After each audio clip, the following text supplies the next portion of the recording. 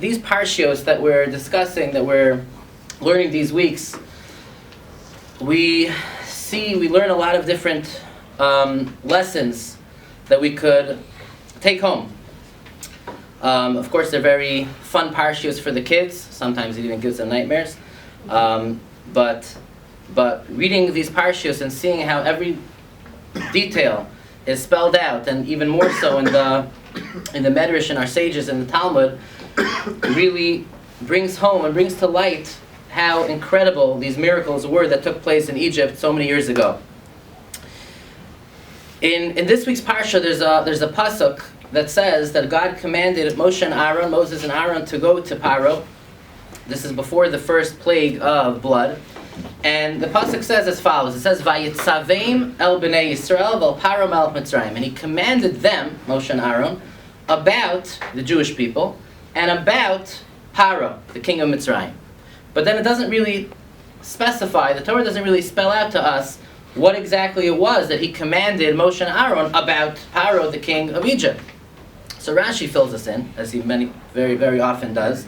Rashi says, quoting the Medrash, Rashi says something unbelievable.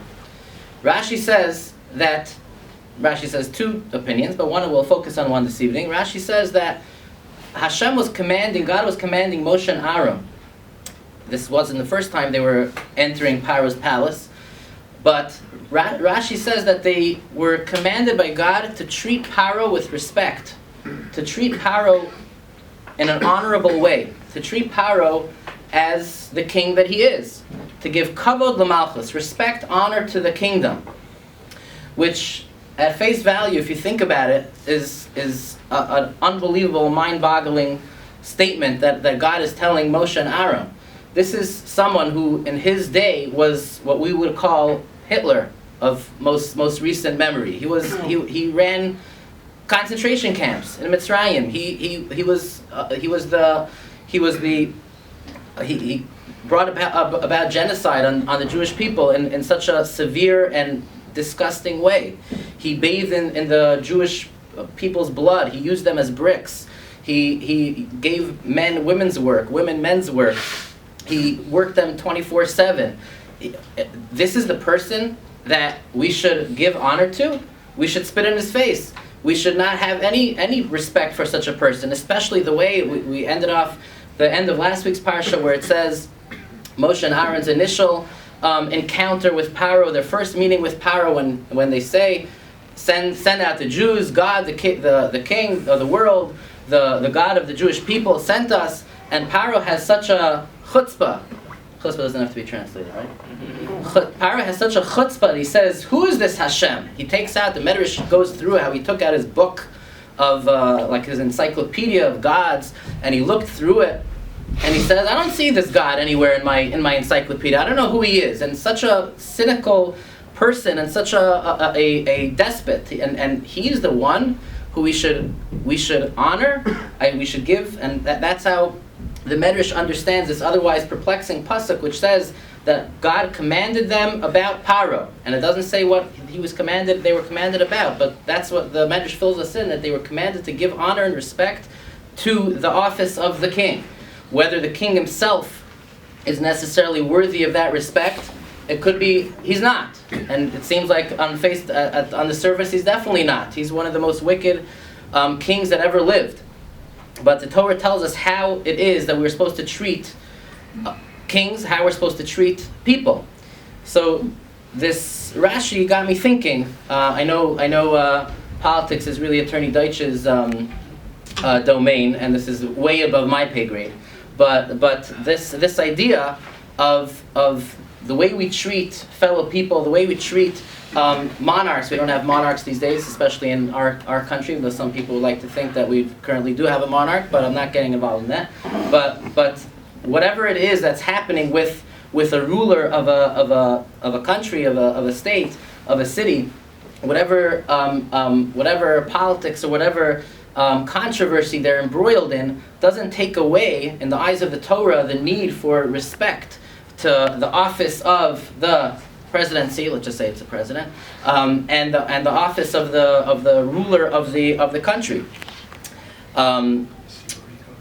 Divine Hashgacha Pratis would have it that that this morning I opened up my Gmail account and I see there's a daily email from Rabbi Avigdor Miller, who was a great scholar from the previous generation, a great rabbi, and every morning there's he's passed away about 20 years ago, but they still send out different questions and answers that he dealt with in his time. And this is something that I guess it's 50 years ago, President Nixon, before my time.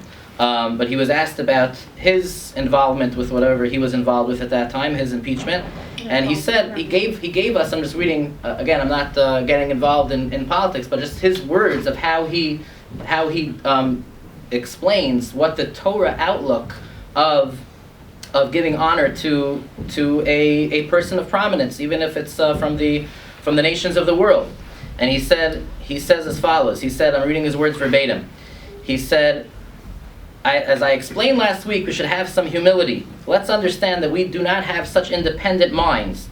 Let's admit that we're very much influenced by the radio and television announcers. And I guess they used to call them announcers. I think now we call announcers the play-by-play guys in the football game. So let's turn to our... What? And let's turn to our great Torah teachers who don't listen to radio all day long, who don't look at a television, and who don't read newspapers. They learn Torah all day long, and they'll tell us the verdict of the Torah. What does HaKadosh Baruch Hu, what does God want of us? And they've told us in no uncertain terms, as the Mishnah states in Pirkei Avos, have a mispalo b'shlomo shel malchus. Pray for the welfare of the government, regardless of who's running the government, how they're running the government. But it's important to pray for the welfare of the government. As the Mishnah goes on to say, if not for the welfare of the government and for the fear of the government, a person would literally swallow his fellow man alive. That's the statement of the Mishnah. The government means the president and the whole government behind him. And don't think that our great teachers don't understand. Don't think that they have closed eyes. What you have in your brain, he was very blunt, what you have in your brain and in all the brains of all the other Jews put together is nothing compared to what our rabbis and Rosh Yeshiva and great Rabbanim have in a fingernail. Now that's a big order for you Jews to accept. American Jews think that they're smart. Everyone thinks he's smart and that the rabbis are all numbskulls. And the extreme opposite is the truth. You are the ones who are here, who are here are among the best we have. You're good people, and still, they know so much more than we do, than the people who think that they're the pundits and the analysts who are able to figure out everything on their own. So this idea that the Torah tells us, sometimes we think that the Torah is just a book of laws, and the Torah doesn't tell us how to react and how to relate in literally every situation that comes about thousands of years after the Torah was written. But time and time again, the Torah reveals to us in such succinct and to the point fashion that the Torah is not just that law book, but the Torah is with us and tells us exactly how to live our lives, how to react to people, how to relate to people, and how to treat people, especially people above us, people who are not necessarily the way that we would think that they're deserving of our respect, but in the Torah's eyes are definitely worthy of treating them honorably. Thank you. Thank you.